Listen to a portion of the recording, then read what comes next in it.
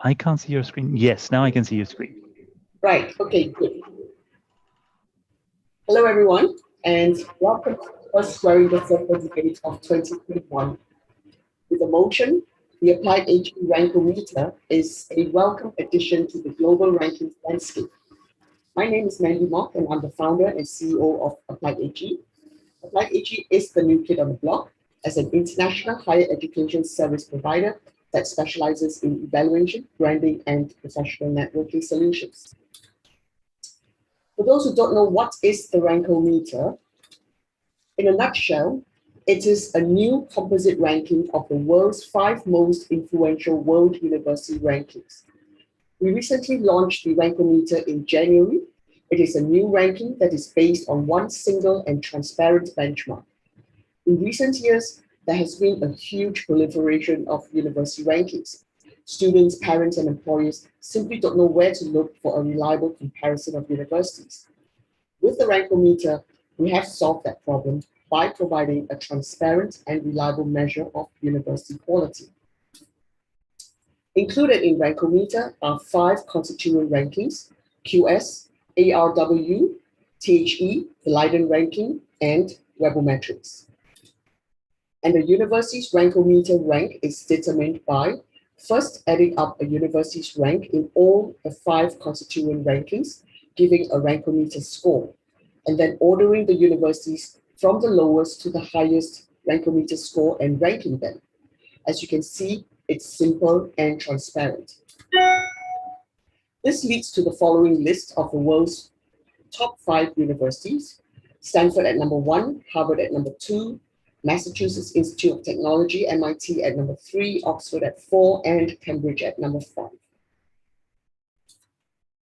And this is the top 5 in Asia: Tsinghua University at number 1, NUS, National University of Singapore, at number 2, NTU, Nanyang Technological University of Singapore, number 3, Chinese University of Hong Kong at number 4, and University of Hong Kong at number 5. To check out the full Rankometer results, please visit appliedag.com/Rankometer. And if you would like a personal Zoom presentation, please contact us at info@appliedag.com. So tonight's topic is exceptionally controversial as we are putting ourselves on the stage to be debated. So now the time has come to debate Rankometer. The Squaring the Circle debate is led once more by our legendary debate master, Dr. Kevin Downing, Secretary to Council in Court and Director of the Institutional Research Office, City University of Hong Kong. Thank you very much, and thanks also to our speakers from Hong Kong, South Africa, Malaysia, and Canada. Now, without further ado, allow me to hand over to our very capable and always entertaining moderator, Dr. Kevin Downing. Thank you, Mandy. And hi, everyone. Hi to panelists. Hi to all attendees. I'm now the host. Peter's handed over to me. And so I'll just run through exactly how we're going to do this. Those of you that have taken part before will be very familiar, but I'll run through for those newbies on the block. Talking about newbies, I'm definitely not setting up a business during COVID to cut hair, as I bought myself a trimmer last night and began to do so. And you can probably see the damage I've done here and especially here. And apparently there's a triangle on the back. So I think my motto, if I was to open a hairdressing business, would be, if you need a trim, don't see him. But there you go. That's one of the pitfalls of being locked down. Right, let's begin. We're going to run through this. First of all, I will introduce everyone, and I'll introduce them in the order in which they will speak. Each speaker, of which there are 4, of course, will have 5 minutes without visual aids to make their arguments for or against the proposal. Before the debate takes place, I will very shortly take a poll from everyone where you can either vote for the proposition or against the proposition. And then we will compare that with a post-test, a poll at the end of the debate, where once again you can vote for or against the proposition. That way we get to tell how open-minded academics really are or aren't. So we'll see what happens at the end of the debate. After the four speakers have spoken, I will then cast this open to all attendees. And all you have to do is click on the raise hand button under the participants button on the bottom left. You can click on that early if you like, and I'll come to you in the order that the hands go up. If we have time at the end, I will ask the panelists to spend 1 minute, strictly timed, as I will time the 5 minutes, 1 minute to summarize their arguments for or against the proposition. And I have here in front of me a bell, which I will ring for each of the panelists 1 minute before you're due to finish. So after 4 minutes, you will hear, everyone hear that? Okay, that's good. And after 5 minutes, I'm afraid I'll mute you. So I'm not being unpolite. I'm just trying to be fair to everyone. Right. So guys, let's begin. I'm going to first of all introduce everyone in the order in which they will speak. It's my great pleasure to welcome firstly Mrs. Winnie Ely, an old friend, partner in Education Insight UK, and now secretary to the governing board of CityU, where I work, Dongguan, at City University of Hong Kong. She's my opposite number in China. So welcome to you, Winnie. Next, Sorry. Thanks. That's all right. No, I'll let people answer and just say hi.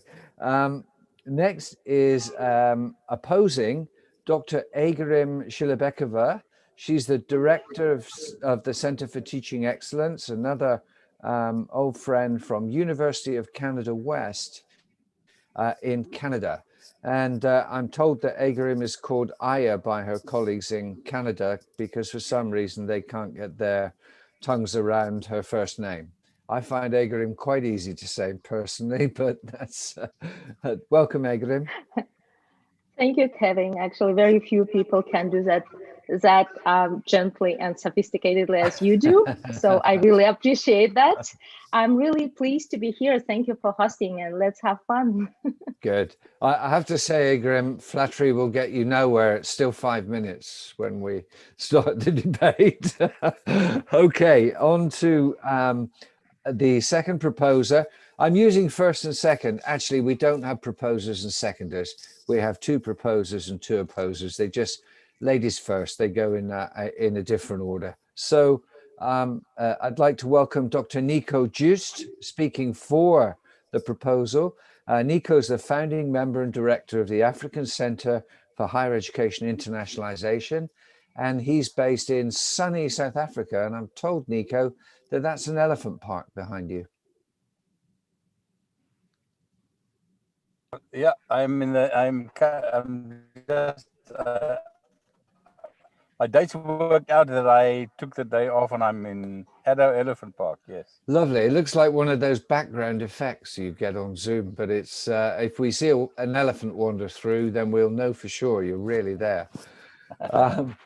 Okay, and last but not least, it's my pleasure to welcome Prof. Sibrandes Popema, who's the president of Sunway University in one of my favorite countries, Malaysia.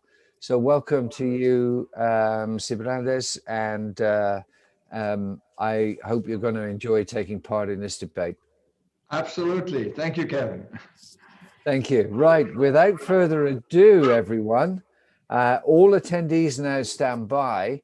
I'm going to launch the poll. Now, the poll will give the proposition. You can either agree with the proposal or you can disagree. And you'll have 1 minute exactly to do it. And I'll start timing from now.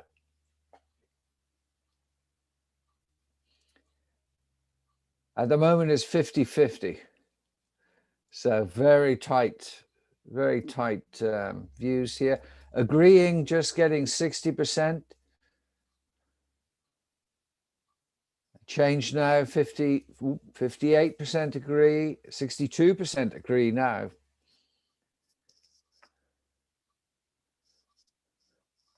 Okay, we've got another 30 seconds and then I'll end the polling, report the results, and we'll go straight to Winnie to begin the proposition. Okay, you have another 10 seconds. Come on, there's 3 of you that haven't voted. We have only 81% voting. You have 5, 4, 3, 2, 1. Okay, we have some lurkers, 3 people that haven't decided to vote. But the pre-test, the opening vote, shows 62% in agreement with the proposal and 38% disagreeing. So Egerim and Sabrandis, you have an uphill task here. Let's see if you can change minds and change that by the time we come to the end of the debate. I was hoping there would be 100% in favor. You like a challenge, obviously. Yep. Okay, guys, let's without further ado go to Winnie. And Winnie, you're going to speak on behalf of the proposition, and you have 5 minutes from now. Thank you, Kevin, and thank you to Mandy and the ApplyHG team for the invitation. It's lovely to be back. The poll has spoken, 62% for the motion. ApplyHG's Rankometer is a welcome addition to the global rankings landscape for 3 irrefutable reasons. First, it is new. Second, it is encompassing. And third, it is simple. First, ApplyHG Rankometer is new.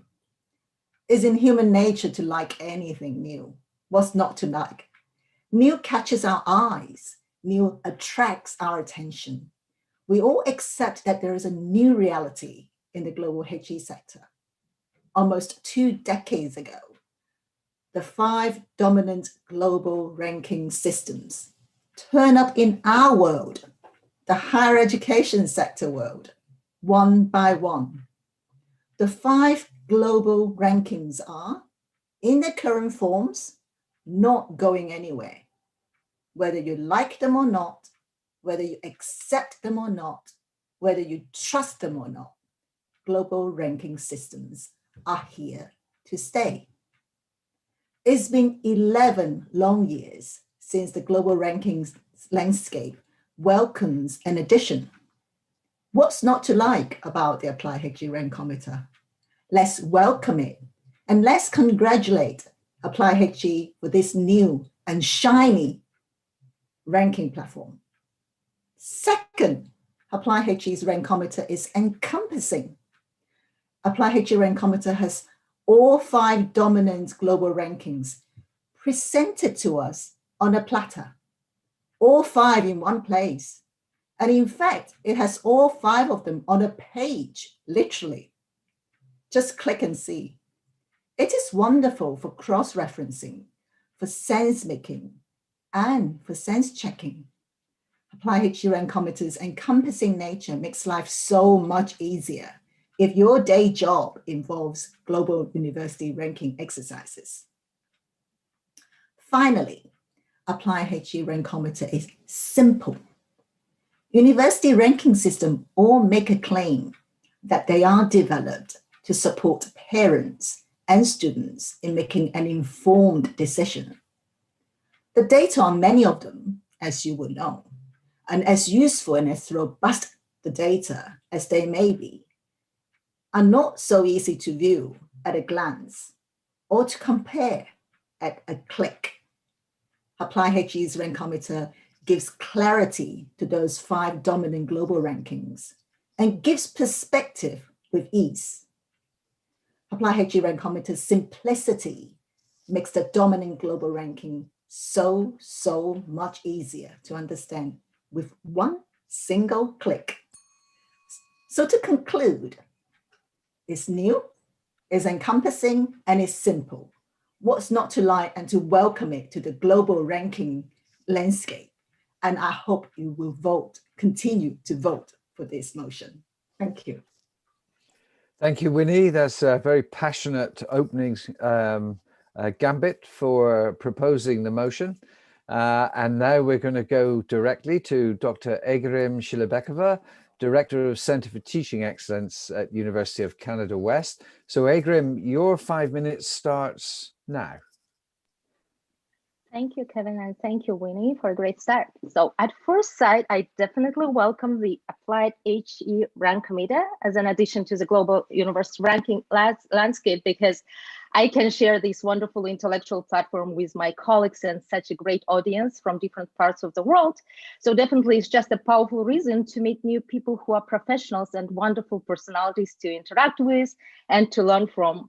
I welcome Rankometer. However, for the sake of argument and this debate, and also to thank those 38% of the audience, I would like to invite our distinguished audience of those rest of the 62% to think otherwise about rankings and tools as Rankometer, and would like to extend my opposition remarks on today's motion from 3 different perspectives.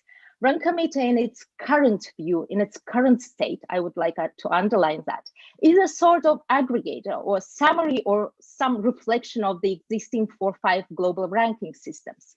So first, as an educational technologist and current PhD researcher in EdTech, I welcome any initiative that makes people's lives better, easier, and more comfortable. So I strongly believe that any startup has a right to start and be tested. However, I also believe that new technology should help us personalize our experience, which means providing more specific, niche, and specialized information out of the loads and loads of existing data in today's digitalized world. So therefore, Rankometer that summarizes the existing 4-5 different rankings actually generalizes and adds another layer of data to the existing body of knowledge about rankings. So in short, Rankometer is just adding all these different aspects of ranking systems, different methodologies together, bringing them to a single number. Is there anything further than those just existing 5 ranking systems for the audience? Second perspective as a university administrator, and here's a quick disclaimer that my views do not represent the official views of my employer, which is University Canada West. So these are all my personal views and opinion. So as a university administrator with more than a decade of experience and who was directly involved into the rankings field as a core member of the strategic task force of one of the national universities in my home country, Kazakhstan, I'm familiar with the methodologies of various rankings existing today in the current global landscape, like 25 plus, I think.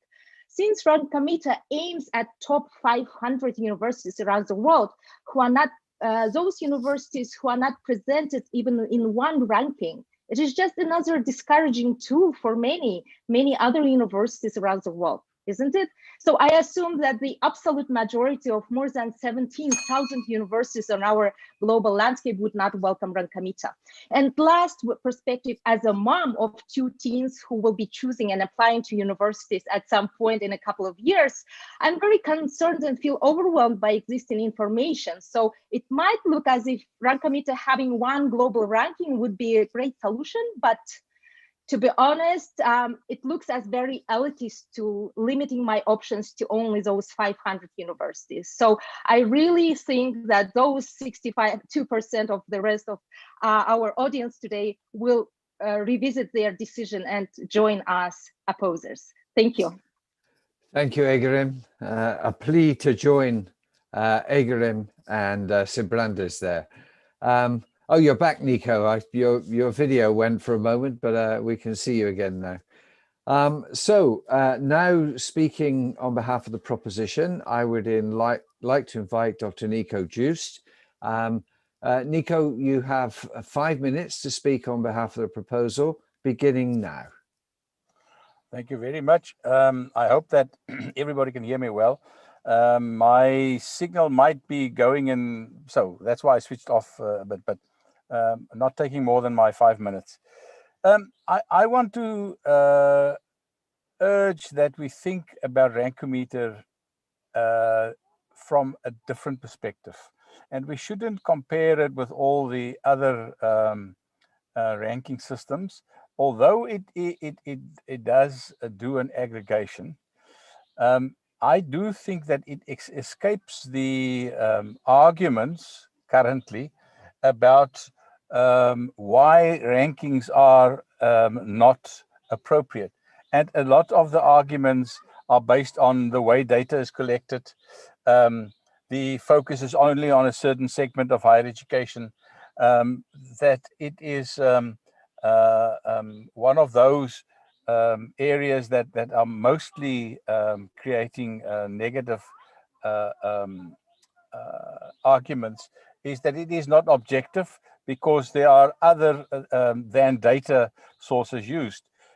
Rankometer from the beginning set out to identify these negative impacts that the rankings bring to higher education, and therefore have begun to address those issues. As you see, that it only uses data that is available, and therefore they don't rely on a whole host of data that's collected and being subjective questionnaires. It currently duplicates to a certain extent the existing landscape. But remember, and if we just go a little bit deeper into what Rankometer and says from the beginning, this is the start of a whole new venture. And that's what I want to talk about. I think Rankometer have now illustrated that it is able to bring something new to the ranking landscape. But it's got much more that it can provide, and I think for it being in the very first 2-3 months of Rankometer, already shown that its innovation and its ingenuity in rethinking would actually take it to a different space. And I think that what we forget is that with one part of the company who is collecting in the beginning phases now job readiness data that no one else has, I believe the Rankometer can contribute to the ranking system, something totally new. And this is the first phase. And I really want to say that applied higher education will provide more than what's been provided in the past. It understands how it should develop new criteria linked to data. It's illustrated that already. It understood how to market and communicate with a broad collection of interested people. And that is one of the biggest problems with the other rankings. It doesn't know how to communicate properly. It just communicates when it launches its annual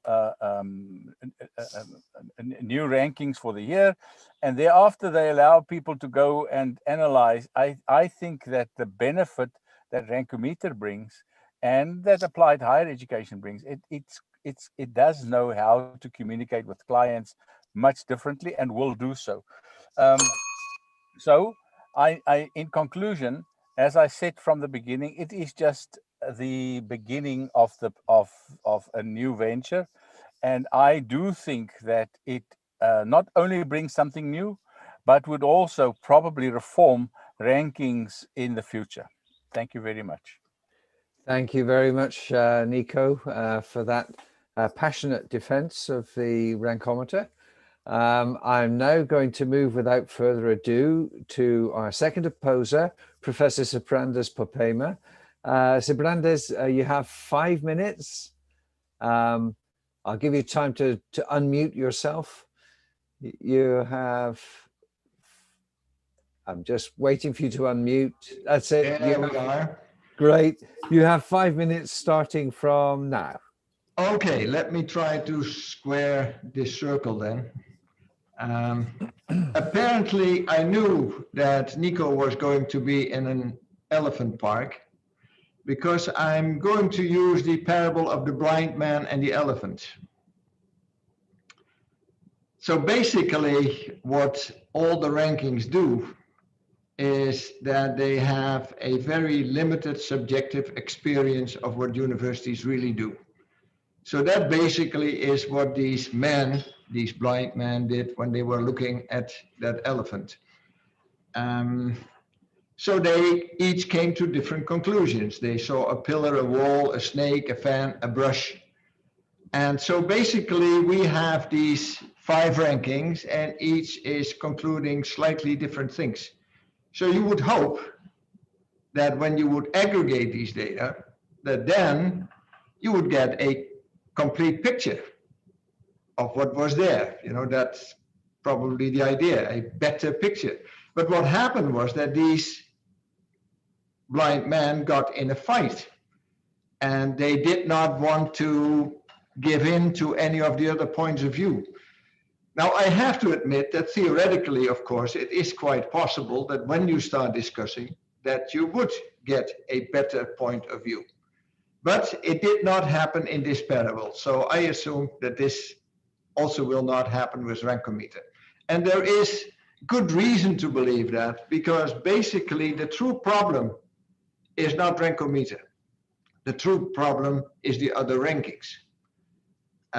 Because what they do not measure are the important things. And the important things are the quality of education and the added value to students.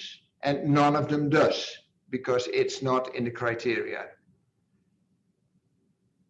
The other thing that they do not measure is the added value to society, the added value of the research that universities are doing to society. So basically what I'm saying is that the existing rankings are not good, and therefore when you aggregate them, it still cannot be good. Just a few examples of what things are not good about these rankings. Because I do agree, Rankometer, and that's why I'm also involved, has the opportunity to do it much better than the existing rankings have done. I'm just arguing against the Rankometer as an aggregate of the 5 existing rankings. So what's not good? It's quite strange. If you have many publications with few staff, that's a good thing. If you have many students with few staff, that's a bad thing. Totally illogical. What it results in is people actually playing the game and trying to figure out what is better, to have much staff or little staff.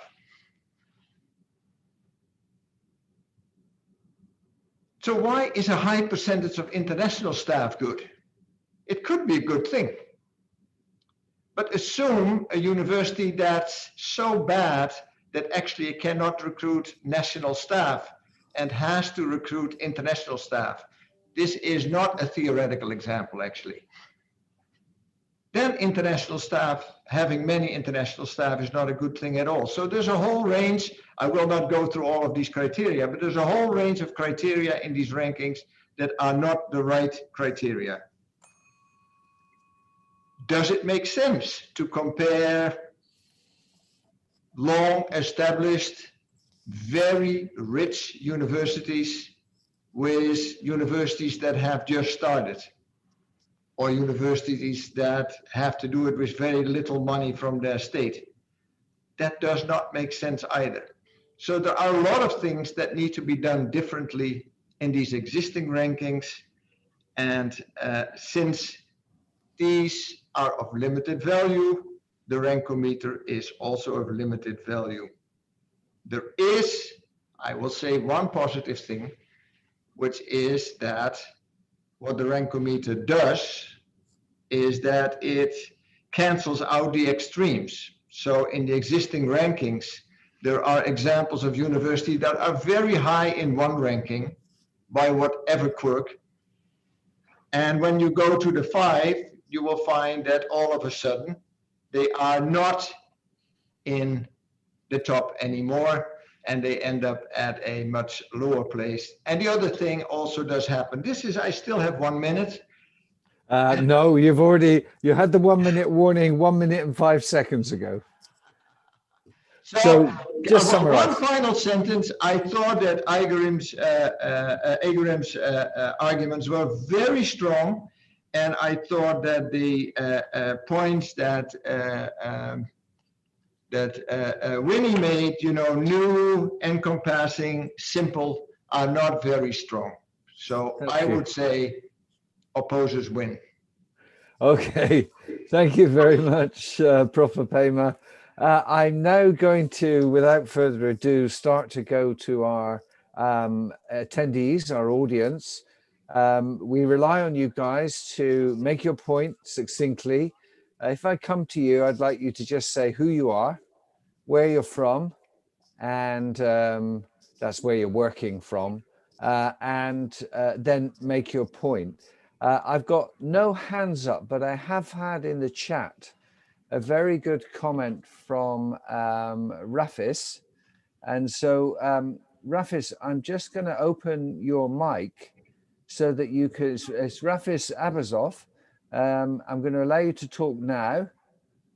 Hi, we've got a great picture of you there. I wonder if you just make the point that you made in the chat, please. You need to unmute. I'm just asking you to unmute now.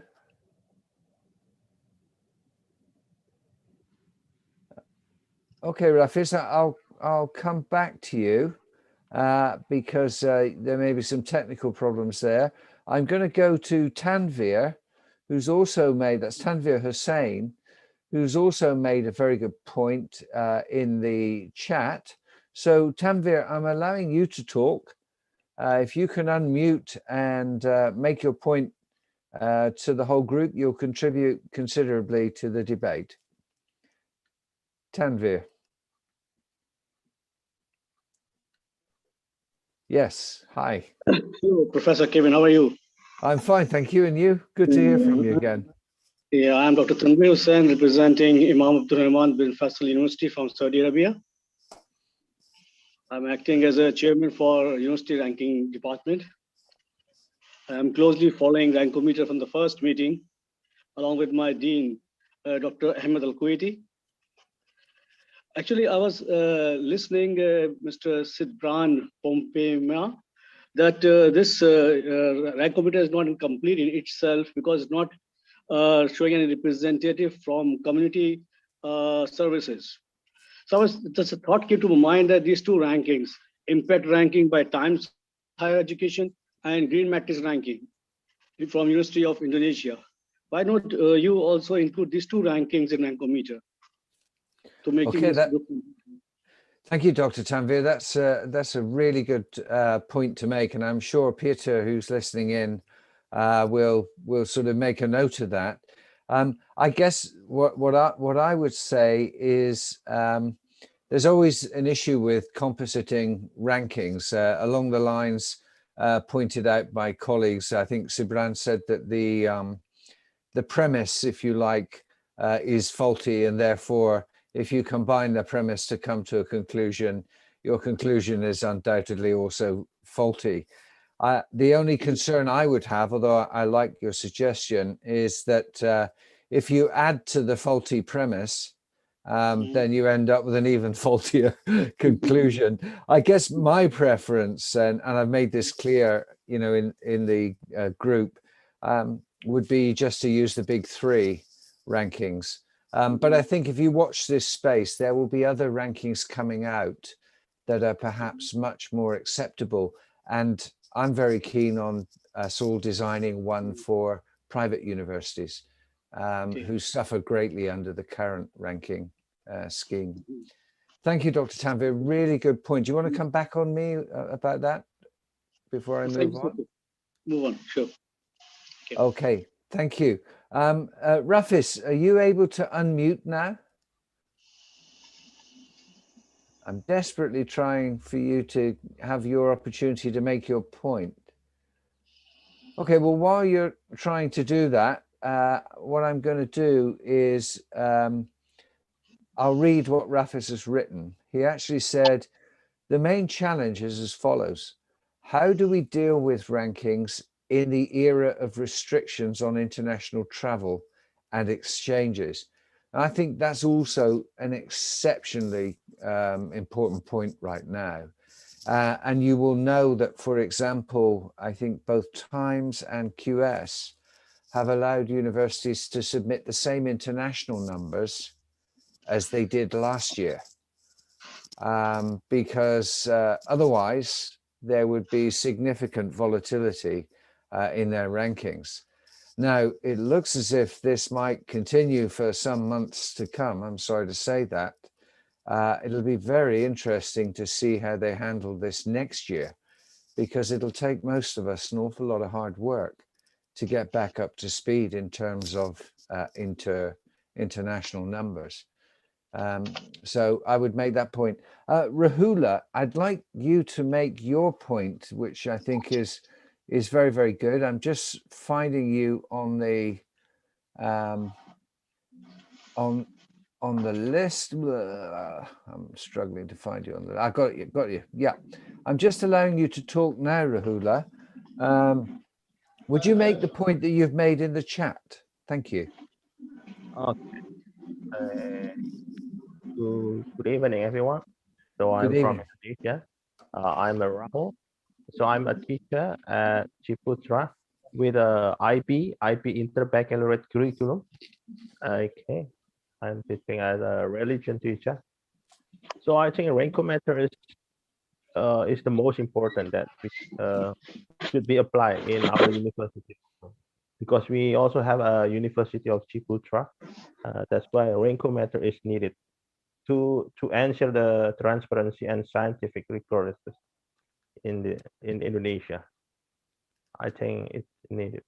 And also the highest rank that you got in university, it means that the quality of the university, I think the quality is the university is I think is guaranteed for all the students to study there, and also can extend the networking there.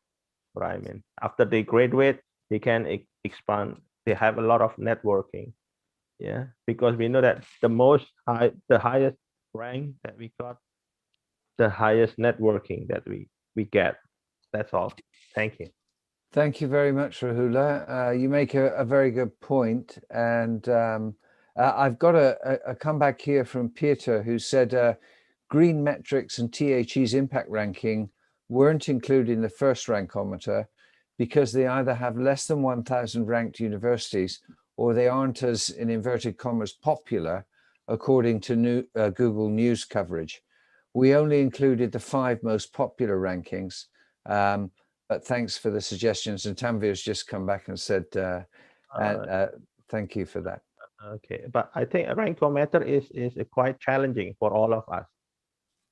We should accept the challenge, of course. Yeah, that's the answer. I think it's very good to apply in Indonesia also. Yeah, thank you, Rahula. I mean, I just want to throw this out to everyone. I'm sure Applied HE wants to meet the requirements of its potential customer base, its audience. And it seems to me that there are lots of areas. I mentioned private universities. Rahula has mentioned Indonesia and countries similar to Indonesia who actually aren't as well funded by government as perhaps countries like the US or UK or Singapore or Hong Kong. And consequently, those areas tend to suffer. Do you think there's, as the next offering from Applied HE, what would you say the priority is? Anyone in the audience or panelists, what would you say is the priority in terms of the type of ranking? Should it be a ranking of private universities, or should it be a ranking of countries based on GDP or on percentage of GDP spent on higher education? Actually, our school in Ciputra, we have got just now, a few weeks ago, we have already got a Western Association of Schools and College accreditation from the United States in Indonesia. So that's why our school and our university is the most #1 in in Indonesia. Just Well, now, yeah. a few weeks ago, yeah, we get accreditation from WASC, Western Association of School and College from United States. That's why it's quite challenging for us to change all the management in Indonesia. That's great. Okay, that's good. Tanvir, what do you think of that suggestion that there are other, you know, what's the next priority for applied HE in terms of the type of ranking they might introduce? Yeah, Dr. Kevin, I was listening to you carefully. I think ranking based on GDP will be a good idea. Yeah. Of course, we have already ranking based on private universities separately for public universities. We have already these rankings, we are monitoring them. But the idea about this ranking based on GDP can tell us more about the higher education quality in that particular country, who are good in GDPs. Yeah, I think also in for example, in Saudi Arabia, where you're from, the universities are exceptionally large. And you run into the issue that Sibran referred to, where with things like faculty student ratio, you either have to have a lot of faculty and they must be really productive, because otherwise that damages your citations per faculty number, or you have to reduce the student number and reduce the faculty number until you get a good balance between those two areas in terms of strategic direction.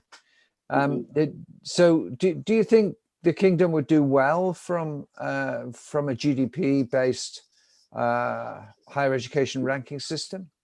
Yeah, actually, yeah, I think it would be better if we are able to rank the university based on the GDPs. Then we can know our performance better in that aspect. Yeah. Okay, that's good. Thank you very much. Sibrand, I've kind of commented a couple of times on one or two of the points you've made. Can I just ask you if you want to just briefly add anything or come back to me or any of the other speakers? Yeah, probably, you know, we're talking about what other rankings would be of value, or what Rankometer could do. I think it would be worthwhile to have a separate ranking of private universities, knowing full well that those would be dominated again by Harvard and Stanford and a few of the like. So I think one would have to find a way to do this in a slightly different way. And maybe one of the things is that you could also take into account how many years universities do exist. I know we have rankings under 50, originally 50 under 50, and now probably 500 under 50 or whatever. I'm really wondering, I've been wondering for a long time whether, you know, why 50? I would personally, and this is not because I'm working at a university that's 10 years old now, but I would personally think that a much better figure would be under 18, because that would indicate that the university exists as long as the students that are coming to the university have been living. So I would rather see a comparison between real young universities, because a 50-year-old university is really mature, and a university that is, you know, 5 or 10 or 15 years or whatever, it still has, you know, a long way to go. So for a fair comparison, I would go for under 18. Yeah, you make a very good, I like your first point in particular. I think the difficulty with private universities is defining them, because you have universities like Cornell, which are land-grant universities and effectively private. So I think we'd have to be quite and we are thinking about this, we'd have to be quite sophisticated about excluding those universities that are, e.g. land-grant universities. Age might be one way to do it, although I'm very much against age discrimination the older I get. And you have there's a sweet spot in your life. When you're young, you experience a lot of age discrimination, writing forwards for books, and then your professor's name appears at the bottom and you wrote it. And then when you get older, you get the other end of the age discrimination. There's a sweet spot in the middle that everyone's got to try and take advantage of. Anyway, I like your that first point particularly. I don't see any reason why there would be anything wrong with the second point either. In the absence of any hands going up, I'm going to go to Nico and ask him to do the same sort of comeback or summary from his viewpoint. Nico. Thank you. Listening, and look, we've been debating it, and as I said, I know that rankings has been in the center of higher education debates for a long time, and there are a few new ones, and to get a new ranking going is not easy, because data, if it's data driven, that becomes the biggest stumbling block. And I did speak at another time previously to you about the 3 missions ranking that was developed by the Moscow ranking, and they focus 45% of the ranking is on teaching and learning, and then they also have a 25% on engagement, which in the end didn't change the ranking ratio that much, because it still goes back to data. Now, from where I'm sitting, from an African continent, outside South Africa, there's virtually nobody on the rankings, and by that I'm not saying South Africa is so great. I know about all the flaws in our system, but one thing that we do well is provide data. So we need to find a way to look at even if we look at GDP, on how do we mitigate this, the collection of data from those spaces where there are good universities, but their data isn't provided properly. It'll be an interesting study to look at how many years since independence of the country. What is the effect of that? Because I've been doing a little study on the African continent, where the majority of the country started to get their independence from 1959 onwards. And it's interesting, the more mature a system, the more mature the higher education institutions.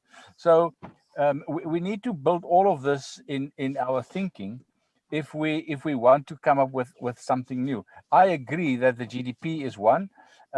Private universities, to me, is also a very interesting one, because and again, I'm busy with the whole data process project on Southern Africa.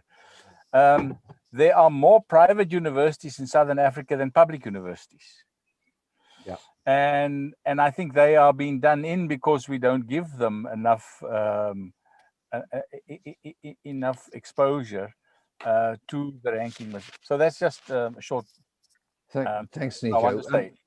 Can I just play devil's advocate with everyone, audience and speakers, before going to Agrim and Winnie? But I just want to play devil's advocate. Basically, from my perspective, we have 4 basic missions in higher education. One would be learning and teaching.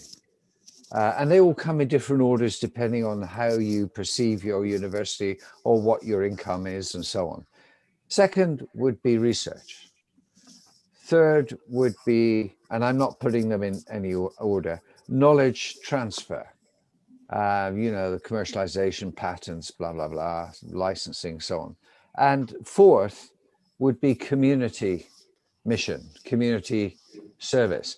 Now, it seems to me that one way of classifying rankings would be around ranking those 4 things. So, for example, there's some universities I know, like Mahasarakan in Thailand, where they would definitely put their community mission at number 1.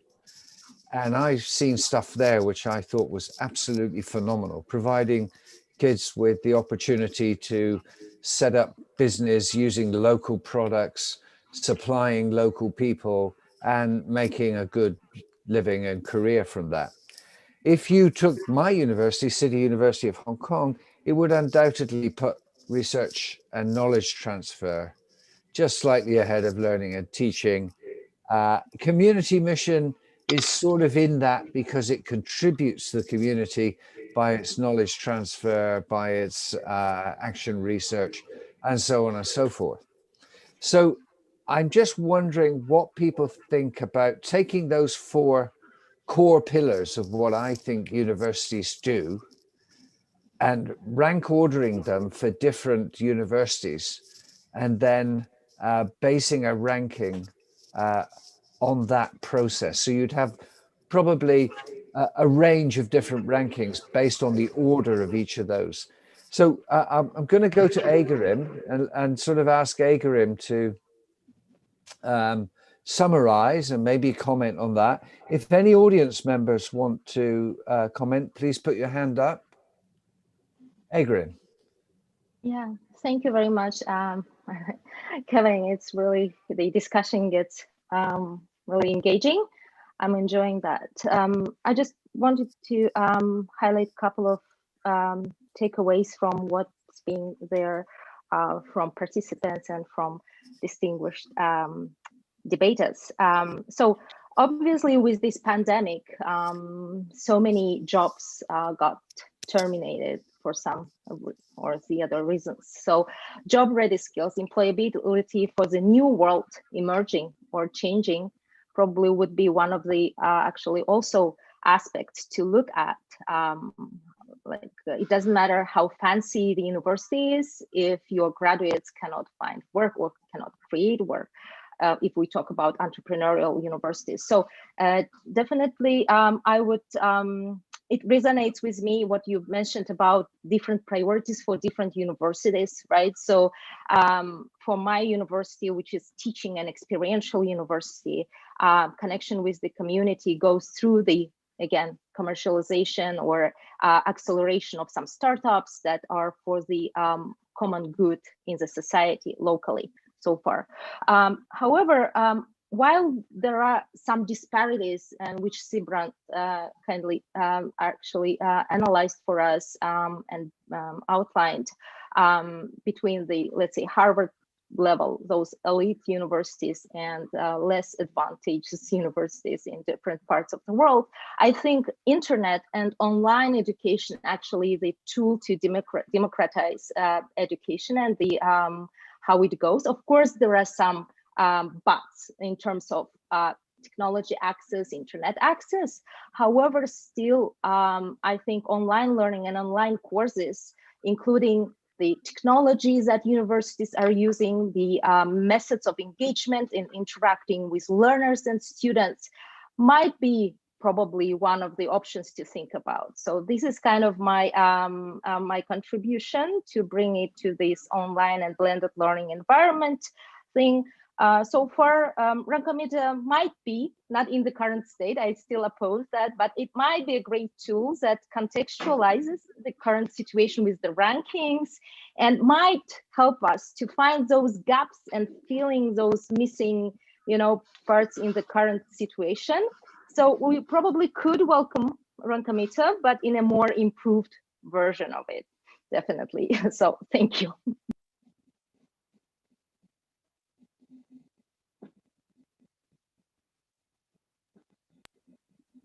You're muted, Kevin, I think. Thank you for that. Yeah, I'm going to go to Winnie. And Winnie, if you could summarize in about a minute your thoughts on what's been discussed so far, and of course your argument for the proposition. I want to first of all thank my fellow proposer of the motion. I would also like to thank our two honorable opposers of the motion. At no point in everything you have said and all the minutes that you have spent did you not disagree or did you not agree with the motion. So you have been supporting the motion, and look at your contribution just now in terms of your reflection. You're welcoming it, and let me tell you why. Apply HL Rankometer has given all of us who are interested in ranking a new toy to explore. The discussion just now just showed that, a new toy to explore, a new global ranking to debate. Hence, we are here, we debate, we contributed, we reflected, and a new perspective of understanding the 5 same old global ranking systems. It has its role, don't get me wrong, but our motion today is whether or not it's a welcome addition to the global ranking landscape. And it is because it is standing on the shoulder of the ranking giants. It has a lot of things to work on, don't get me wrong. So we have something new. And finally, Applied HE Rankometer reignites our attention and interest in global university rankings during the pandemic, when our energy has been sapping away from coping with these very difficult times. And it has given us a lot to debate and a lot of creative ideas in terms of the way forward. So I rest my case. You have to support the motion. Thank you very much, Winnie. I gave you the last word, so you owe me a cappuccino when I return to Hong Kong, when the government will have me back. I hesitate to say it's because of COVID I can't go back at the moment, not because of any protests that I might have been involved in. So I'm just going to go now to the post-test poll, which I'm about to launch. If you remember, in pre-test, 62% agreed with the proposal, 38% disagreed. I'd like to see if our panelists and speakers have changed anyone's minds, or are you really fixed in your viewpoint? I'm going to relaunch the polling now.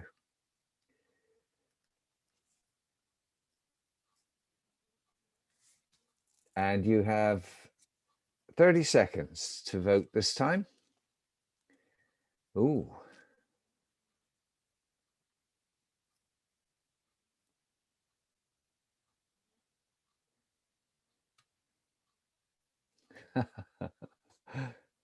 We got something straight. Oh, that's better. Okay, you got another 10 seconds. Only 17 out of 21 are voting this time. Last time we had 18. 17 of 22. Don't go and make a cup of tea now. You should be voting. 17. Okay, I'm going to end the polling now. Quite interesting. If you remember, it was 62 agreeing and 38 disagreeing. I'll share the results with you.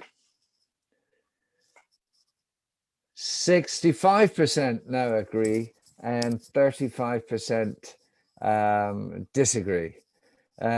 Therefore, I'd like to give my congratulations to the proposers, Dr. Winnie Ely and Dr. Nico Joost, and my abject commiserations to the opposers. After all, you only lost an insignificant 3 percentage points, but Dr. Egrim Shilibekova and Professor Brandis Popema. I think in the course of the debate, we may have not changed too many minds, but we've come up with some very interesting ideas and some issues to take things forward. What I now have to do is somehow, I'm trying to find how to do it as I'm speaking to you, hand control back to Peter. Where do I go to hand control back to you, Peter? Click on Applied HE and then more, and then make host or something like that. Applied HE. So panelists? Yeah, I'm just, oh yeah, it's your face I'm clicking on. Oh, you can do that too, I think. Yeah, I've done it.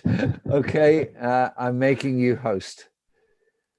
Great. Yeah, okay. I think success. Yeah. Guys, I'm going to wish you well and take my leave. It's lunchtime here in the UK, and I'm very hungry, and I have a dental appointment soon after lunch. So thank you so much for taking part. Do stay on the line because I think there's some other goodies coming. But I've really enjoyed talking to you, both audience members and panelists, and I look forward to the next one. Take care, everyone. Bye-bye. Bye, Kevin. Thank you. Bye, Kevin. Don't go to a dentist like your barber. No, not like my barber. Look at this. What a mess. I look like Hitler here. It's awful. Anyway, never mind. Very modern, very modern. Yeah. Okay. Take care. Bye-bye. Thank you. Bye-bye. Bye. Right. Thank you, everyone, for the very insightful and interesting discussion. I'd like to express my deep appreciation to our wonderful speakers and moderator for their time and contribution. And also thank you, our participants, for joining us for this Squaring the Circle debate. This is the first Squaring the Circle debate of the year. And while this marks the end of this particular webinar, we have many more events lined up in the months to come. The next Squaring the Circle debate is on the 5th of May 2021 with the topic, International Higher Education Mobility will return to normal levels by September 2021. So please make sure you attend. We also have another regular series of webinar called Fireside Chat. And the first episode of season 2 is on the 7th of April with the theme, Decoupling Research Impact and Education Excellence within Universities for Better Outcomes. This year, we will have a webinar every first Wednesday of the month with Squaring the Circle debate and Fireside Chat alternating every other month all the way to December of 2021, always on a Wednesday evening and always at 8 p.m. Singapore time. So do keep your monthly first Wednesday nights free. And if you haven't checked the results of Rankometer, please do so at this link, appliedhe.com/Rankometer. January was a very busy month for us. In addition to launching Rankometer, we also launched Future, the world's first professional social media platform for the higher education sector. Future aims to connect everyone from high school to professional career to lifelong learning for the 3 E's, education, employment, and everything in between. Future is designed for higher education leaders who want to stay informed about the latest developments, events, and webinars in the sector. It also allows you to set up pages about topics that are relevant to you, discuss, comment, post news and events, and much more. In phase 2, we will bring in more students, alumni, and employees for internships, research collaboration, and lifelong learning. In short, eventually Applied HE Future will include the entire higher education and career experience from leaving high school to retirement. So please sign up for Future and encourage your friends and peers to sign up too.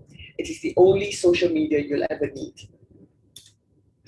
I've been mentioning this at every webinar that we've organized, and that is we can promote your institution's news to your global target audience. So please send your extraordinary news and press releases to us. It's a complimentary service from Applied HE, so do take advantage of it. I'm also pleased to inform you, Applied HE now has 3 rating systems. They serve as benchmarks and marketing tools to your institution's quest for global branding and excellence.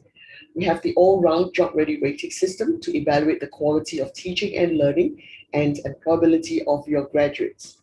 An English-ready rating to evaluate the quality of English language instruction in non-English speaking countries. It's also a great marketing tool for the recruitment of international students. And the online-ready rating, which helps institutions benchmark and promote its online programs and courses. So do reach out to us if you would like to learn more about how these tools can translate into affordable strategies for global branding and marketing for your institution. And last but not least, as you know, we are the new kid on the block, we still am, and we're very grateful for all the support that we can get, which is why I'd like to take this opportunity to acknowledge all our very supportive webinar partners, City University of Hong Kong, Airlangga University of Indonesia, Hasanuddin University of Indonesia, Changchun Christian University of Taiwan, Kirk University of Thailand, the University of Lahore of Pakistan, Chinese Culture University of Taiwan, Pearl Academy of India, JL Education Consultants, and Education Insight UK. A big thank you for the valuable support given to Applied HE. Right, thanks very much, everyone. However, the evening is not over yet, so please do not leave the chat room. We want you to experience a networking atmosphere that is as creative and as close as we can get to a physical networking environment. We're going to open the room now for a few minutes so you can all see each other, perhaps say hi and introduce yourself. So please be sure to turn on your cameras, we'll play some music, have a drink, relax, the room is all yours. Over to you now, Peter, to get our social event started. Hello, I've turned on your cameras, so we should be able to see you now. So this is just to say hello, and go ahead and turn on your microphone and just say where you're from Hello. or what you liked. Or go ahead. Hello. Yeah, just Hello, everyone. Hello. hi. Hi. Hey, hi, Nestor. Good to see you. Hey, Perry. Hi, Mandy. Good evening. Hello, Miss Mandy. Hello. Oh, hello, Mr. Tanvir Hussain. Yes. How are you, Mr. Rahula? Are you from India? I'm India, but representing Saudi Arabia. आपसे मिलकर खुशी हुई. Nice. Same here. Hi, Mandy. मेरा नाम राहुल है. Rahula here. Yeah. The name sounds like Indian name. Yeah. Nice meeting you. In my previous school, I belong to the Indian school in Indonesia. Spins International School. Yeah, it belongs to the Indian school. Yeah. Okay, it's great. Yeah. Well, we are participating in Green Matrix ranking since 2 years. Oh, okay. Okay, anybody else want to say hi? Yeah, of course, Mr. very Peter. happy that you guys Hi, met Peter. each other. Make sure that you exchange emails or something like Hello, that. Mr. Ahmed Al Kuwait. Assalamu alaikum. Alaikum salam wa Alaikum rahmatullah. Hi, salam. how are you? I'm fine. I'm Alhamdulillah, glad Rabbil to be- Alamin. Yeah. glad You to- can Rahula yeah, can thank to speak you. all languages. Indonesia. Yeah. Yes, indeed. I'm glad to be with you today, guys. It's really very good presentation and well done the preparation. Thank you, Mandy, for all this effort. I'm really proud of what you are representing to support the reputation of higher education all across the world. As a matter of fact, the packages what you have, it really make us proud of the whole things. And we would like also in Imam Abdurrahman bin Faisal to extend our support to your organization to keep it going. And please consider us to be one of the support for all this effort been done. Thank you so much, Mandy. Thank you, Dr. Ahmed. Okay, thank you very much. Really appreciate everybody's support. It's quite late for some of you, so have a good rest and hopefully see you for the next event next month. And for the Ranking Advisory Board people, see you on Friday at 5 p.m. And All right, bye-bye. one more thing. If you want us yeah. to give you a private presentation on Zoom for the Rankometer, please reach out to us. We'll be happy to do that. Okay, Thank you. bye-bye. All right. Bye-bye. Bye. Thank you, Subran.